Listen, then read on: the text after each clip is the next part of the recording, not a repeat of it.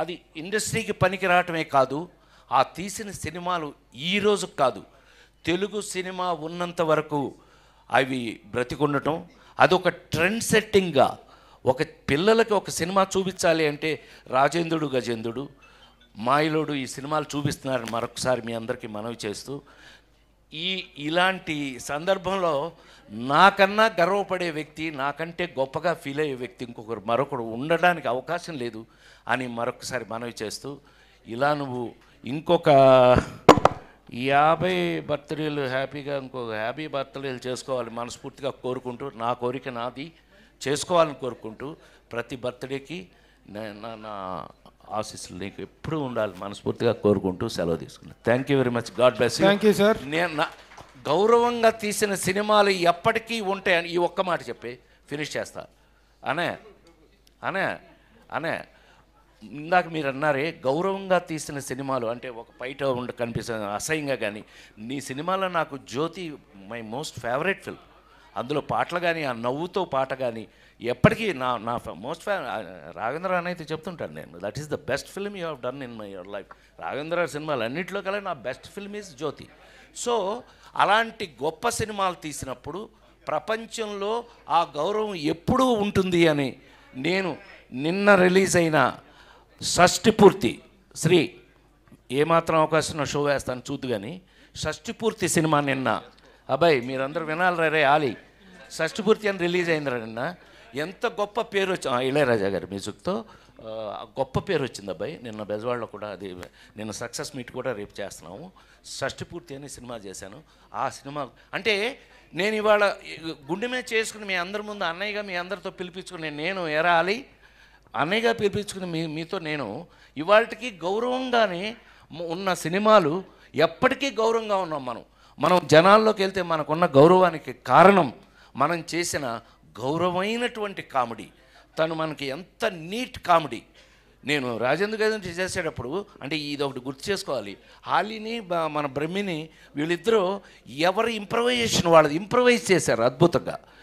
చాట ఈడు చాట ఆడ బ్యాంక్ మేనేజర్ ఆడు, మధ్యలో గజేంద్రుడు రాజేంద్రుడు నేను. ఆ ఇంప్రవైజ్ చేసి తనేమో అందరినీ ఎంకరేజ్ చేసి మమ్మల్ని వదిలి అంతే కదా ఆ సీన్లో అక్కడ రాసుకొచ్చిన దాన్ని పెట్టుకుని అక్కడ ఇంప్రవైజ్ చేసి ఎంత ఇన్వాల్వ్ అయ్యి అందరం కలిపి చేసి ఇవాళ ఆ సినిమాలు చూస్తున్నప్పుడు దాని గురించి ఎవరైనా మాట్లాడుతున్న ప్రపంచంలో ఎక్కడికి వెళ్ళినా ఆ సినిమాలు మనవి ఉన్నాయి అని అంటే దానికి కారణం తనే అని ఎస్వి కృష్ణారెడ్డి బ్రాండ్ తన బ్రాండ్ని తనే తెచ్చుకున్నాడని మరొకసారి మనవి చేస్తూ సెలవు తీసుకున్నాను. Thank you very much. ఇప్పుడు రోజా గారిని మాట్లాడవలసిందిగా కోరుతున్నాను. ముందుగా మా అందరికీ ఇష్టమైన మా డైరెక్టర్ కృష్ణారెడ్డి గారికి మనస్ఫూర్తిగా హ్యాపీ బర్త్డే సార్. మీరు ఇలాగే నవ్వుతూ మరెన్నో బర్త్డేలు జరుపుకోవాలని, మీకు ఆయురారోగ్యాల్ని అందించాలి. అలాగే మీ స్నేహం అచ్చిరెడ్డి గారు మీరు బంధం కలకాలం ఇలాగే ఉండాలని భగవంతుడిని కోరుకుంటున్నాను. నా లైఫ్లో నేను చూసిన కొంతమంది పాజిటివ్ పర్సన్స్లో కృష్ణారెడ్డి గారు అచ్చిరెడ్డి గారు ఒకరని నేను చెప్పగలను. అంత పాజిటివ్నెస్ ఫుల్గా నిండిన వ్యక్తులు వీళ్ళు. ఈ కాలంలో ఇంత పాజిటివ్ మనుషుల్ని చూడాలంటే చాలా కష్టం. అండ్ నా అదృష్టం వాళ్ళతో 3 సినిమాలని వర్క్ చేయడం జరిగింది. ఎస్వి కృష్ణారెడ్డి గారు తీసిన సినిమాలు మీరు చూస్తేనే అర్థమవుతుంది అసలు ఒక్కొక్క స్టోరీ ఎంత వెరైటీగా ఉంటుంది. ఆ స్టోరీని ప్రజలు ఎలా రిసీవ్ చేసుకొని సెన్సేషనల్ హిట్స్ ఇచ్చారు. అందులో నేను చేసిన సినిమా కూడా ఒకటి ఉంది, శుభలగ్నం. ఒక భార్య భర్తను అమ్మేయటం అనేది నిజంగా ఎవరు ఎక్స్పెక్ట్ చేయరు అలాంటి స్టోరీ. సో అలాంటి ఒక సినిమాని కన్విన్సింగ్గా తీయటమే కాకుండా అది ఎంత పెద్ద హిట్ అయిందో మీ అందరు కూడా చూశారు. జగపతి బాబు గారి లైఫ్లో ఫస్ట్ సూపర్ హిట్ ఆ మూవీ. మొన్ననే మేము డ్రామా జూనియర్స్లో నేను ఆమెని జగపతి బాబు గారు మళ్ళీ ఆ సినిమాని ఒక చిన్న స్కిట్ లాగా చేసాం. అది కూడా ఎంత సక్సెస్ అయిందో మీ అందరు కూడా చూశారు. సో ఆయన తీసిన సినిమా పేరు చెప్పగానే ఎవరికైనా ఆ సినిమాలో సీన్స్ సాంగ్స్ గిర్రని తిరుగుతాయి. సో అంత బాగా ఉంటుంది ఆయన రాసే ఆ యొక్క సన్నివేశం కానీ దాంట్లో ఉన్న డైలాగ్స్ కానీ. మాకైతే ఎవ్రీడే ఎగ్జామ్ పెట్టేవారు. శుభలగ్నం షూటింగ్కి వచ్చినప్పుడు దాంట్లో నేను ఆమని గారు గోరింటాకు పెట్టుకొని ఉంటాం. సో కుంకుమ బొట్టు పెట్టాలి. ఫస్ట్ ఆమెను వెళ్ళి అడిగితే నా చేతులకి గోరింటాకు ఉంది, నేను ఎలా పెడతానో వెళ్ళి అమ్మాయితో పెట్టించుకోమని నన్ను చూపిస్తుంది. నా దగ్గరకు వస్తే నాకు గోరింటాకు ఉంటుంది. సార్ అన్నారు, నా స్టైల్లో మీ ఇద్దరు చేతితో పెట్టకుండా కుంకుమ బొట్టు పెట్టాలి, ఎలా పెడతారో ఒకసారి చెప్పండి అంటే జుట్టు చించుకున్నాం, పీక్కున్నాం, కానీ మాకు ఐడియానే రాలేదు. లాస్ట్కి ఎంత కూల్గా అలా సోఫాలో జగపతి బాబు గారు కూర్చొని ఉంటే నేను పైనుంచి వచ్చి తల నుదురు ఆనించి కుంకుమ పెడతా. అంటే ఎవరి ఊహకి అందని సీన్ని అంత డీసెంట్గా అంత సూపర్గా తీయటం అనేది సార్తోనే మనం చూడగలం. ఎందుకంటే ఆ ఒక్క సీన్ చెప్తేనే మీకు అర్థమైపోయి ఉంటుంది. అసలు ఆ యూనిట్లో ఎవరికి కూడా ఐడియా రాలేదు. అంత ఇట్లా వస్తే ముక్కు తగులుతుంది, మూతి తగులుతుంది, ఎట్లా పెట్టాలి, ఇలా అలా అలా అని ఆలోచించాం తప్ప ఇలా కూర్చొని వెనక నుంచి వచ్చి బొట్టు పెట్టచ్చు అనేది ఆ సీన్ చూసినప్పుడు ఎంత సెంటిమెంట్గా హృదయానికి హత్తుకుపోతుందో ఒకసారి మళ్ళీ మీరు గుర్తు చేసుకోవచ్చు. అలా అనేక సీన్స్ ఆ శుభలగ్నంలో మా ఇద్దరి మధ్యలో. అసలు నేను సాఫ్ట్గా చేయటం ఫస్ట్ టైము, తినైతే అసలు దున్నేసింది. తిన క్యారెక్టర్ చూసినప్పుడు నిజంగా కొంచెం జలసీ వేసింది నాకు. అద్భుతంగా చేసింది, ఇంకెవరు చేయలేరు, ఆమెని తప్ప ఆ క్యారెక్టర్ వేరే ఎవ్వరు చేయలేరు. అసలు అంత బాగా చేసింది. గడుసు పెళ్ళాం అంటారు కదా, ఆ డైలాగ్ డెలివరీ కానీ అవన్నీ కూడా భలే పట్టారు అసలు. అండ్ మొన్న మళ్ళీ మాకు చేసినప్పుడు ఇన్ని సంవత్సరాలు అయింది ఆ సినిమా చేసి అనేది గుర్తురాలే, ఏదో మొన్ననే చేసినట్టు అనిపించింది సినిమా మళ్ళీ చేస్తుంటే. అలాంటి ఒక అద్భుతమైన సినిమా. అండ్ ఆహ్వానం నాకు బాగా నచ్చిన సినిమా, నేను బాగా కనెక్ట్ అయిన సినిమా. ఎందుకంటే మనం పెళ్ళిళ్ళు చాలా గ్రాండ్గా చేసుకుంటాం, అందరినీ పిలిచి అసలు దానికి రెడీ అవ్వటం కానీ, వచ్చిన వాళ్ళకి రిటర్న్ గిఫ్ట్లు కానీ, ఏం భోజనాలు పెట్టాలనే దాని మీద మనకి ఎంతో కాన్సన్ట్రేషన్ ఉంటుంది.